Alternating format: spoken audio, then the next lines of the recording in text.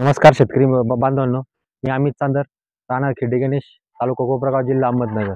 तिथून आलो आहे सिन्नर तालुक्यामध्ये.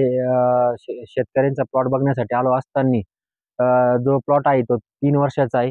पण म्हणावी अशी त्या झाडांची ग्रोथ झालेली नाहीये. तर ग्रोथ न झाल्यामुळे ते आम्ही एक वानखेडे सरांना कारण विचारलं. तर वानखेडे सरांनी असं मार्गदर्शन केलं की यांना होस्ट प्लांट नाहीये. तर त्यामुळं जे झाडांची जी ग्रोथ आहे तर ती 3 वर्षाच्या मानाने कमी झालेली आहे. तर जे सिन्नरचे जे शेतकरी आहे त्यांनी नगरवरून जे चंदनाचे झाडं आणले होते. तर त्या व्यक्तींनी यांना कुठल्याही प्रकारचं मार्गदर्शन न केल्यामुळं तर त्यांची जी झाडाची जी ग्रोथ आहे ती 3 वर्षामध्ये जेवढी पाहिजे तेवढी झाली नाहीये.